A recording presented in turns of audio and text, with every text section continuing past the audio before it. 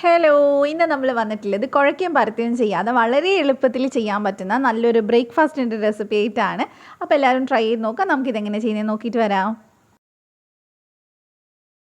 അപ്പോൾ ആദ്യം തന്നെ നമുക്കിത് ചെയ്യാനായിട്ട് ഞാനിവിടെ മൈദ എടുത്തിട്ടുണ്ട്. 1.5 കപ്പ് മൈദയാണ് കേട്ടോ എടുത്തിട്ടുള്ളത്. അപ്പോൾ അത് നമുക്കൊന്ന് അരിച്ചെടുക്കാം. ഇത് തന്നെ നമുക്ക് ഗോതമ്പ് പൊടി വെച്ച് വേണമെങ്കിൽ ചെയ്തെടുക്കാം. മൈദ ആകുമ്പോൾ കുറച്ചും കൂടെ ടേസ്റ്റി ആയിരിക്കും. അപ്പോൾ നന്നായിട്ട് നമുക്ക് അരിച്ചെടുക്കാം. ഞാൻ 1/2 കപ്പും കൂടെ ചേർത്തിട്ടുണ്ട്. അപ്പോൾ മൊത്തം 1.5 കപ്പ് മൈദ എടുത്തിട്ടുണ്ട് കേട്ടോ. അപ്പോൾ ഫുള്ളായിട്ട് നമ്മളിത് അരിച്ചെടുത്തിട്ടുണ്ട്. അതിലേക്ക് നമുക്ക് 2 ടീസ്പൂൺ പഞ്ചസാര ചേർത്ത് കൊടുക്കാം. അതിൻ്റെ കൂടെ തന്നെ 1 ടീസ്പൂൺ ഇൻസ്റ്റൻറ്റ് ഈസ്റ്റും ആവശ്യത്തിന് ഉപ്പും ചേർത്തിട്ടുണ്ട്. എന്നിട്ട് നന്നായിട്ട് മിക്സ് ചെയ്തെടുക്കുക. നിങ്ങൾക്ക് മധുരം കുറച്ച് കൂടുതൽ വേണമെങ്കിൽ അങ്ങനെ ചേർത്ത് കൊടുക്കാം. അപ്പോൾ നമുക്കൊരു സ്നാക്ക് പോലെ കഴിക്കാനും പറ്റും. ഇനി ഇതിലേക്ക് ഇളം ചൂടുള്ള വെള്ളം ഒഴിച്ചിട്ട് നമുക്കൊന്ന് കുഴച്ചെടുക്കണം. നമ്മൾ കൈ വെച്ചിട്ടൊന്നും ചെയ്യേണ്ട ആവശ്യമില്ല. ഇതുപോലെ ഒന്ന് മിക്സ് ചെയ്തെടുത്താൽ മതി.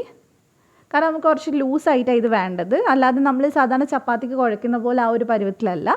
ഇതേപോലെ കുറച്ചായിട്ട് വെള്ളം ഒഴിച്ച് ഒന്ന് മിക്സ് ചെയ്തെടുത്താൽ മതി സ്പൂൺ വെച്ചിട്ട്. അപ്പോൾ നല്ലപോലെ മിക്സ് ചെയ്ത് നമ്മൾ എടുത്തിട്ടുണ്ട് ഈ ഒരു പരുവത്തിൽ കേട്ടോ. ഇനി നമ്മളിത് കുറച്ച് നേരം ഒന്ന് റെസ്റ്റ് ചെയ്യാൻ വെക്കുന്നുണ്ട്. കാരണം ഇത് നമ്മൾ ഈസ്റ്റൊക്കെ ചേർത്തതാണ്. അപ്പോൾ നമ്മൾ ഏകദേശം കുറഞ്ഞത് 1 മണിക്കൂറിൻ്റെ അടുത്ത് വെക്കുകയാണെങ്കിൽ നന്നായിട്ട് നമുക്ക് സോഫ്റ്റ് ആയിട്ട് കിട്ടും ഇത്. അപ്പം ഞാനിത് 1 മണിക്കൂർ ഒന്ന് മാറ്റി വെക്കുന്നുണ്ട്. ഇപ്പോൾ 1 മണിക്കൂർ ആയിട്ടുണ്ട്. മാവ് നല്ല സോഫ്റ്റായി വന്നിട്ടുണ്ട്. ഇനി നമുക്ക് കയ്യിൽ നല്ല പോലെ ഒന്ന് ഓയിലാക്കി കൊടുക്കാം. അപ്പോൾ നന്നായിട്ട് ഓയിലൊന്ന് തേച്ചതിന് ശേഷം നമുക്ക് ഇതിൽ നിന്ന് കുറച്ചധികം മാവൊന്ന് എടുത്തിട്ട് കയ്യിലൊന്ന് പരത്തി കൊടുക്കണം. ഇത് ഇതേപോലെ തന്നെയാണ് മാവ് വേണ്ടത്. എന്നാലേ നമുക്ക് ഉണ്ടാക്കി വരുമ്പോൾ നല്ല സോഫ്റ്റായിട്ട് കിട്ടുള്ളൂ. എന്നിട്ട് ചെറുതായിട്ട് കയ്യിൽ ഇതേപോലെ ഒന്ന് പരത്തി കൊടുത്താൽ മതി. എണ്ണയാക്കുമ്പോൾ നമുക്ക് ഈസി ആയിട്ട് ചെയ്തെടുക്കാൻ പറ്റും. അപ്പോൾ ഞാൻ കുറച്ചൊന്ന് റൗണ്ടിൽ കിട്ടാൻ വേണ്ടിയിട്ട് ഇങ്ങനെ ചെയ്തത്.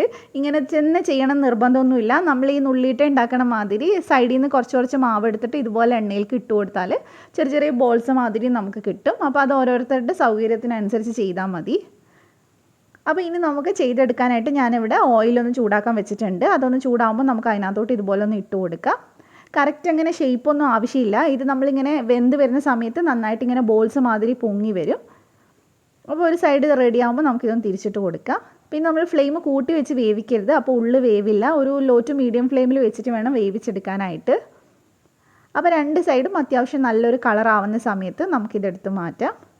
ഇതിൻ്റെ കൂടെ കറിയൊന്നും ഇല്ലാതെ നമുക്ക് ചുമ്മാ കഴിക്കാനും നല്ലതാണ്. അതുപോലെ തന്നെ നല്ലൊരു തേങ്ങാ ചമ്മന്തിയൊക്കെ ഉണ്ടെങ്കിൽ അതിൻ്റെ കൂടെയും കഴിക്കാൻ നല്ല കോമ്പിനേഷനാണ്. അപ്പോൾ എല്ലാവരും ട്രൈ ചെയ്ത് നോക്കുക. റെസിപ്പി ഇഷ്ടമായിട്ടുണ്ടെങ്കിൽ ഡിയാൻസ് കണ്ണൂർ കിച്ചൻ ചാനലൊന്ന് സബ്സ്ക്രൈബ് ചെയ്യുക. എന്നിട്ട് തൊട്ടടുത്തുള്ള ബെല്ല് ക്ലിക്ക് ചെയ്തിട്ട് ഓളോടെ ക്ലിക്ക് ചെയ്യുക. എന്നാലേ ഞാൻ വീഡിയോസ് ഇടുമ്പോൾ നോട്ടിഫിക്കേഷൻ വരുള്ളൂ.